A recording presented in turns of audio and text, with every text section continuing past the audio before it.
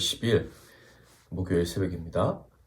나 같은 죄인 살리신 찬양 올려드리겠습니다. 나 같은 죄인 살리신 주의 놀라워 잃었던 생명 찾았고 광명을 얻었네. 큰 죄악에서 건지신 주님의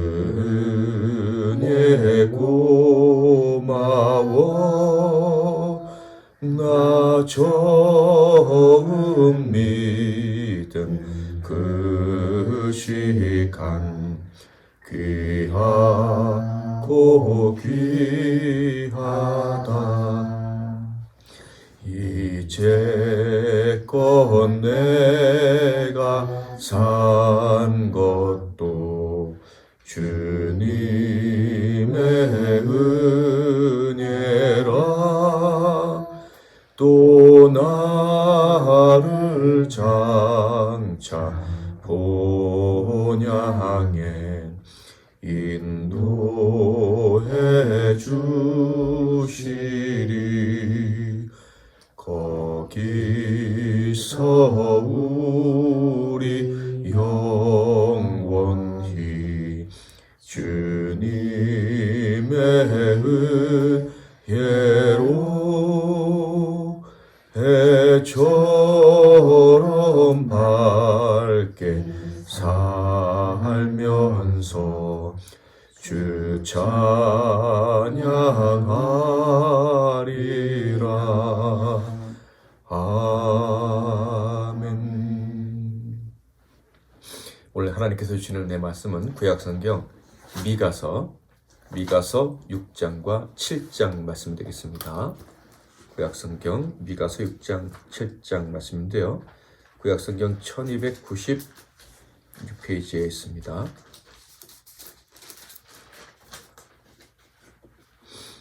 6장과 7장 말씀 중에서 6절부터 8절까지만 봉독해 드리도록 하겠습니다.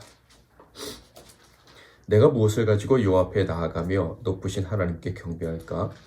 내가 번제물로 1년 된 송아지를 가지고 그 앞에 나아갈까? 여호와께서 천천의 수장이나 만만의 강물 같은 기름을 기뻐하실까? 내 허물을 위하여 내 맏아들을 내 영혼의 죄로 말미암아 내 몸의 열매를 드릴까? 사람아, 주께서 선한 것이 무엇임을 내게 보이셨나니 여호와께서 구하시는 것은 오직 정의를 행하며 인자를 사랑하며 겸손하게 내 하나님과 함께 행하는 것이 아니냐. 아멘. 오늘은 운명적인 사랑이라는 제목으로 하나님의 말씀을 상고하겠습니다. 미가서는 미가 선지자를 통해서 주신 세 개의 예언을 모아놓은 책이에요. 오늘은 그 마지막 세 번째 예언을 살펴보게 될 것인데, 구성은 첫 번째와 두 번째하고 똑같습니다. 이스라엘과 그리고 북이스라엘과 남유다의 죄악으로 말미암은 하나님의 심판 선언과 그럼에도 불구하고 회복시켜 주시는 하나님의 은혜가 있을 것이다 라는 이 두 가지 내용이 골자를 이루는 예언이죠. 자, 그런데 세 번째 예언에는 특징이 있어요. 첫 번째하고 두 번째와 다른 특징이 있는데, 그것은 죄를 지적하는 부분보다 사랑을 고백하시는 부분, 그리고 복을 주시겠다고 약속하시는 부분이 훨씬 많은 분량을 차지한다라는 거예요. 그래서 앞선 두 번의 예언에서는 먼저 너희들이 죄가 너무 심해, 그러니까 너희들이 심판을 받아야 돼, 뭐 이런 얘기를 먼저 하셨는데, 세 번째는 비록 타락한 백성들이지만, 타락한 자녀들이지만 내가 너희들을 얼마나 사랑하는 줄 알아? 이 말씀을 먼저 하신다는 거예요. 그러니까 너는 나의 운명이야. 나는 너희를 운명적으로 사랑해. 네가 아무리 날 떠나도 나는 너를 버릴 수 없어. 내가 너를 끝까지 쫓아가서 사랑할 거야. 이런 하나님의 마음을 아주 강력하게 먼저 말씀하신 다음에 그 죄악도 지적하시면서 그러지 말아라 라는 말씀을 하신다는 거예요. 그래서 6장 1절부터 보면은, 그러니까 세 번째 연의 시작을 보면 이렇게 부르셔요. 부르시는데 뭘 하자고 부르시는 거냐면 토론하자고. 내가 너희를 얼마나 사랑하는지 한번 내가 증명해 보일게. 너희들은 내 사랑이 아직도 믿어지지 않느냐? 한번 토론해 보자 라고 하면서 부르신다는 거예요. 그래서 6장 1절에 보면 이제 나와라, 토론장으로 나와라 이렇게 하시고서는 4절 5절에는요 내가 말할 테니까 반론할 수 있으면 해봐 이렇게 얘기하시는데, 4절 5절은 같이 한번 읽어보겠습니다. 시작. 내가 너를 애굽 땅에서 인도하여 종노릇하는 집에서 속량하였고 모세와 아론과 미리암을 내 앞에 보냈느니라. 내 백성아, 너는 모압 왕 발락이 꾀한 것과 그올의 아들 발람이 그에게 대답한 것을 기억하며 시팀에서부터 길갈까지의 일을 기억하라. 그리하면 나 여호와가 공의롭게 행한 일을 알리라 하실 것이니라. 아멘. 4절에는요 애굽에서 종살이 할 때 모세와 아론 미리암을 내가 보내서 구원해냈다. 그리고 5절에 보면 모압 왕 발락이 꾀한 것과 부올의 아들 발람이 그에게 대답한 것을, 이 말이 있는데, 이것은 광야 생활할 때 이 발락이 이스라엘을 저주하려고 발람 선지자를 불러요. 근데 발람이 저주하려고 했는데 저주하려고만 하면 입에서 축복의 말이 나오는 거야. 그래서 어쩔 수 없이 축복을 했어. 그 다음에 시딤에서 길갈은 어디냐면, 시딤은 요단강 건너자마자 있는 도착한 곳이 바로 시딤이에요. 가나안 땅에서 처음 밟은 땅이 시딤이고, 길갈은 여리고성을 공격하기 직전에 모여있던 그러니까 전쟁의 그 지휘 본부가 있는 곳이 길갈이에요. 그러니까 애굽에서, 광야에서, 그리고 가나안 땅에서 언제나 하나님이 책임지고 인도해 주셨다 이런 얘기예요.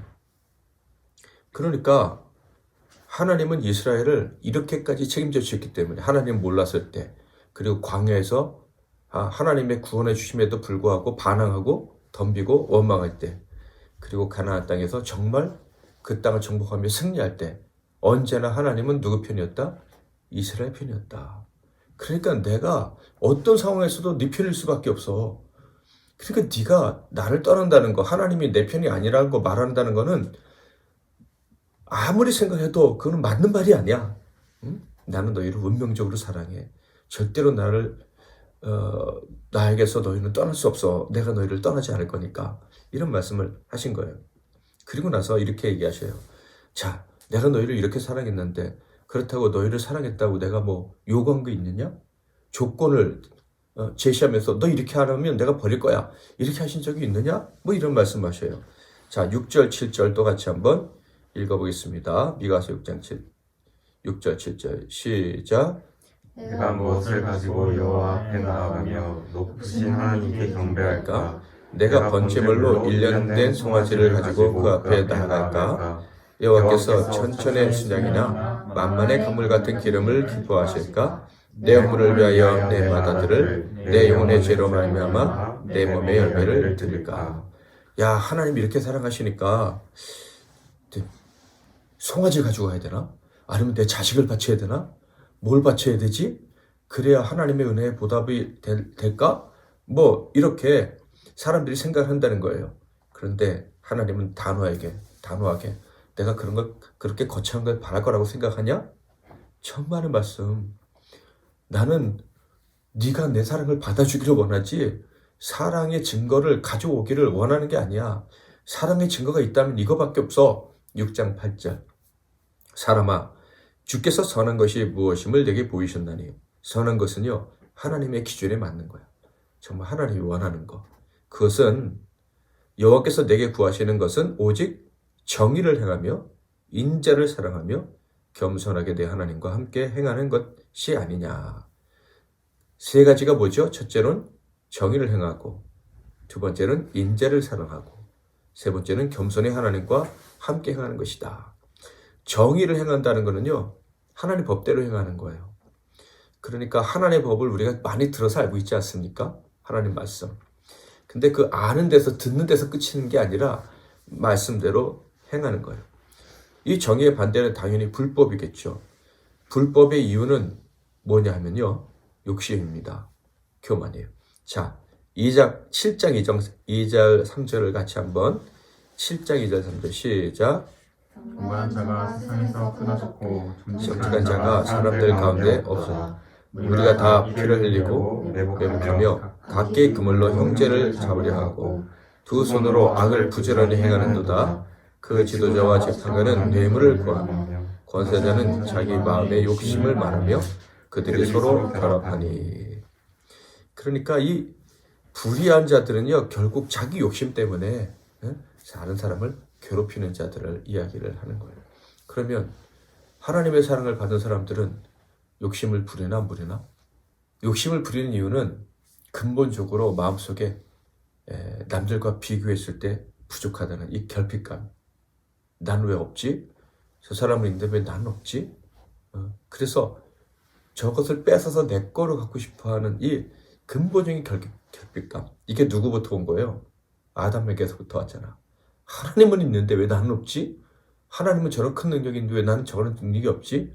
하나님 거 뺏어야지. 마귀가 야, 선악과 따먹으면 돼. 그러니까 선악과 따먹으면 우리가 하나님보다 세질 것이다.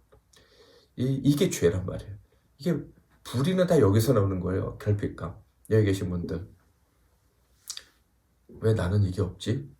저 사람이 있는데 왜 나는 없지? 이 결핍감에 늘 시달리는 사람이 있다면 이게 죄구나.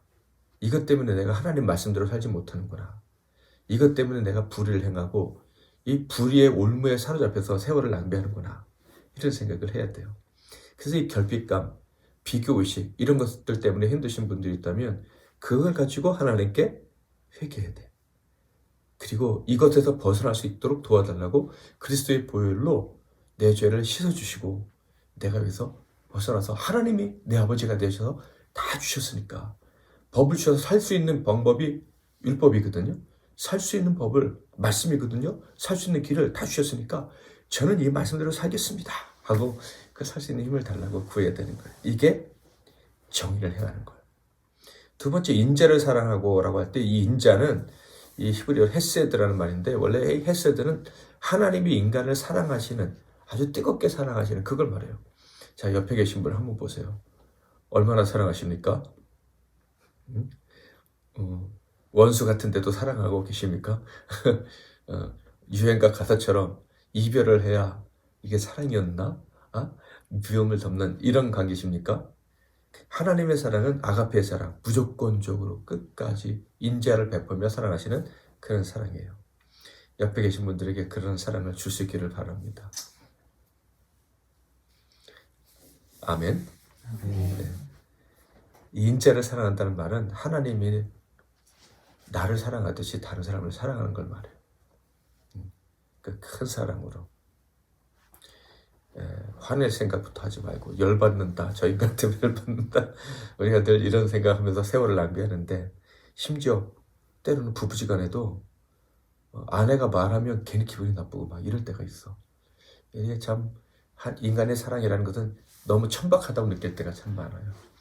근데 우리는 정말 하나님의 사랑으로 사랑해야 돼. 이게 인자를 사랑하고. 마지막으로는 겸손히 하나님과 함께하는 것이라 그랬는데 이게 주일 설교하고 딱 통하는 거예요. 누구와 같아야 된다 그랬어요? 어린 아이 같아야 된다. 받아들이는 자, 그렇죠? 이게 중간태 데포너트 동사라고 했는데 하나님이 내가 원하지도 않을 때 불러서 사랑해 주셨어요. 이거 수동. 그런데 그 사랑을 받아들이는 것은 절대적인 능동인 거예요. 나 같은 자를 사랑해 주신다면 그냥 아멘 하는 거예요. 하나님이 나 같은 자를 사랑하시되 끝까지 사랑해 주실 줄 믿습니다 하시는 분은 아멘. 그게 하나님, 겸손히 하나님과 함께하는 거예요. 교만한 사람은 나 같은 자가 무슨 하나님 사랑을 받아.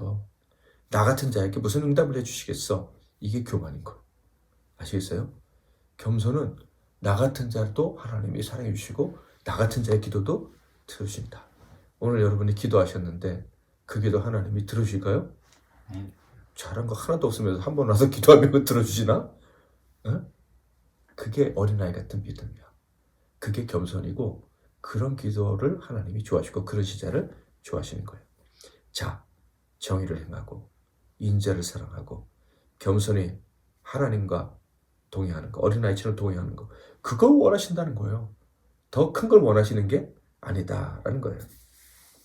그런데 이스라엘은 어떻게 살았느냐면요, 불의하게 살고요, 엉터리 같은 자격지심 때문에 하나님도 이웃도 사랑하지 못하고, 그리고 하나님 사랑도 받아들이지 못하고 살았다. 하나님 큰 거 원하시는 게 아닌데, 한마디로 말하면 사랑인 거예요. 사랑. 하나님이 널 사랑하신다는 사실을 받아들이고 하나님을 사랑하며 사랑하는 거예요. 경외라는 말이 있잖아요. 그게 어디 있냐면 6장 9절에 있어요. 자, 한번 읽어볼까요? 시작. 여호와께서 성읍을 향하여 외쳐 부르시나니 지혜는 주의 이름을 경외함이니라. 너희는 내가 예비되었나니 이것을 정하신 이가 누구인지 들을지니라. 지혜는 다른 게 아니라 주의 이름을 경외한다. 그 경외가 뭐냐면요, 하나님을 두려워하면서도 사랑하는 거예요. 하나님을 두려워하면서도 사랑하는 게 경외고, 그게 지혜야. 그런데 하나님을 두려워하며 사랑하지 않는 사람에게는 뭐가 예비되어 있다고요? 그러니까 매가 예비되어 있대. 하나님을 두려워하며 사랑하지 않으면 결국 하나님이 혼내신다는 얘기야. 그런데 내가 부족하고 미련해도 하나님을 사랑하면서, 그게 세 가지 뭐라고요? 정의를 행하고 인재를 사랑하고 겸손히 하나님과 동행하면 하나님은 잘했다, 네가 나를 경외하는구나 하면서 상을 주신다라는 거예요. 자, 여기서 우리가 느낄 수 있는 건 바로 이거예요. 야, 하나님의 사랑은 소위 인간들이 말하는 운명적인 사랑 그 이상이구나. 하나님 한번 사랑하시기로 결정을 하셨다면 이거는 정말 속된 말로 빼도 박도 못하는 거구나. 이건 사람도 뺄 수 없지만 하나님은 더더욱 자기 자신을 이 사랑한다라고 결정한 데서 뽑아내실 수가 없는 거예요. 하나님이 그냥 우리를 사랑하시러 왔으면 끝까지 사랑하시는 거예요. 우리 이 청년들이 다 대자 돌림, 택자 돌림 뭐 큰 걸로 돌림인데, 이 아들들을 내가 사랑하기로 했으니까 뭐 빼도 박도 못해. 이제 사랑하며 가야 돼. 어쩔 수가 없어. 그런데 우리 하나님은 우리를 어떻게, 그냥 정말 신적 운명으로 우리를 사랑하시는 거예요. 그러니 하나님께 담대히 나아가기만 하면 되는 거예요. 이렇게 살아갈 수만 있다면 하나님이 너희는 빛 가운데 살아간다. 어둠이 너희들 정복할 수 없어. 우리는 순간순간 어둠에 사로잡히죠. 대형 형제, 어둠에 사로잡히지. 안 그런가? 응? 태형제, 대형제 다 어둠에 사로잡히잖아. 그쵸? 은혜자매, 지혜자매 다 사로잡히잖아. 은혜 은자, 지혜 지자인가? 이 사람들이 다 하나님의 은혜를 받았지만 어둠에 사로잡히잖아. 그런데 하나님을 경외하고 그것만으로도 하나님이 족하다라고 하신 줄 믿고 살면 빛 가운데 살아간대요. 자, 7장 7절부터 9절 같이 한번 읽어보겠습니다. 시작. 오직 나는 여호와를 우러러보며 나를 구원하시는 하나님을 바라보나니 나의 하나님이 나에게 귀를 기울이시리로다. 나의 대적이여 나로 말미암아 기뻐하지 말지어다. 나는 엎드러질지라도 일어날 것이요 어두운 데 앉았을지라도 여호와께서 나의 빛이 되실 것입니다. 내가 여호와께 범죄하였으니 그의 진노를 당하려니와 마침내 주께서 나를 위하여 논쟁하시고 심판하시며 주께서 나를 인도하사 광명에 이르게 하시리니 내가 그의 공의를 보리로다. 아멘. 특별히 9절에 보면 주께서 나를 위해서 뭐 하신다고요?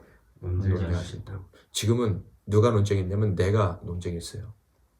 자꾸 핑계대고 이유를 대고 이럴 수밖에 없었어요.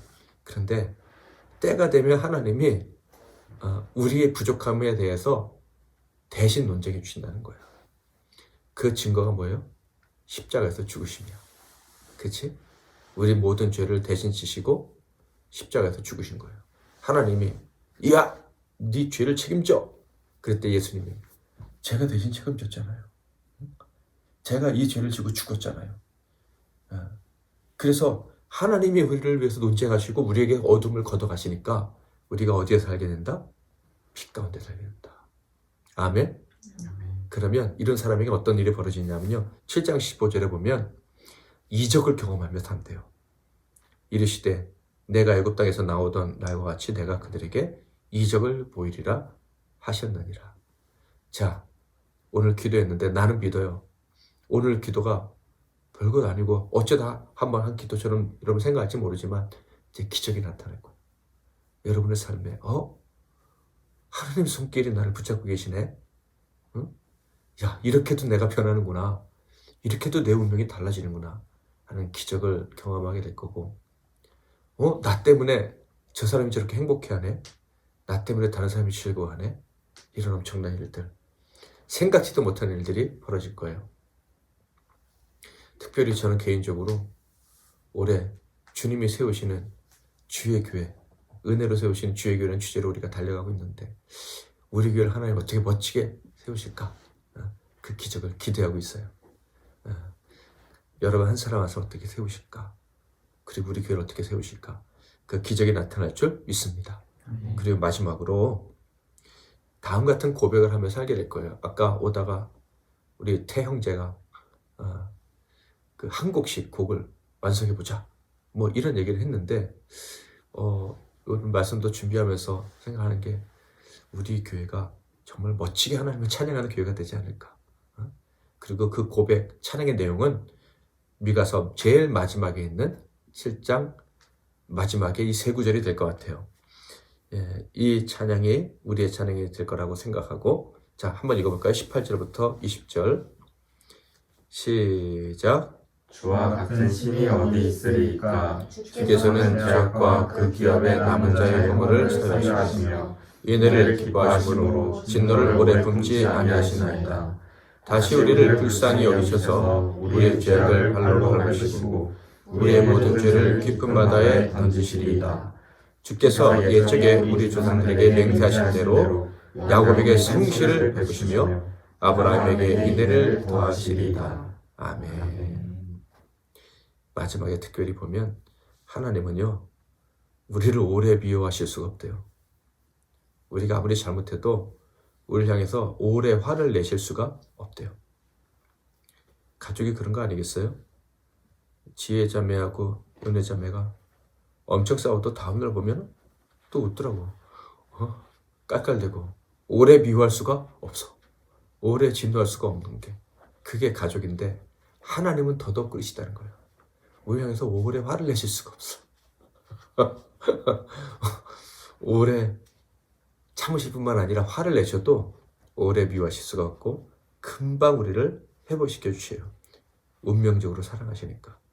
미워할 수 없는 사랑으로 사랑하시기로 결정하셨기 때문에 하나님의 이 운명적 사랑은 절대 변할 수가 없습니다. 그러므로 우리에게 남은 것은요, 하나밖에 없어요. 우리도 그렇게 하나님을 사랑하는 거예요. 그 사랑 앞에 우리 자신을 던지는 거예요. 하나님을 더 사랑할 수 있는 능력을 달라고 그렇게 기도할 수 있기를 바랍니다. 먼저 그 나라와 그 일을 구하면 나머지 것을 다 책임져 주신다는 것은 사실 간단하게 말하면 우리가 하나님을 사랑하는 거예요.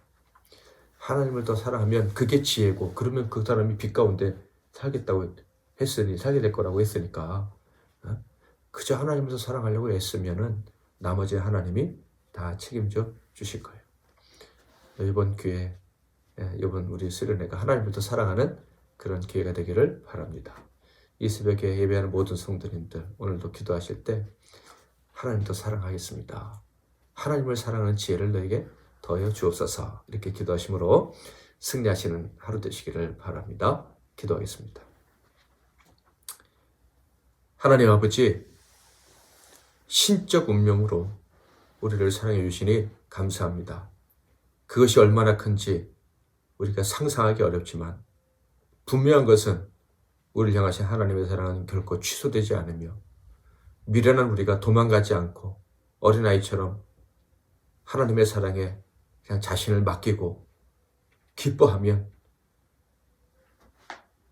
욕심에 사로잡혀서 엉뚱한 일을 행했던 우리의 모든 허물도 하나님 용서하시고 빛 가운데 거하게 하신다는 것입니다. 이 사실을 믿고 끝까지 승리하는 우리 모두가 되게 하옵소서. 예수 그리스도 이름으로 기도하옵나이다. 아멘.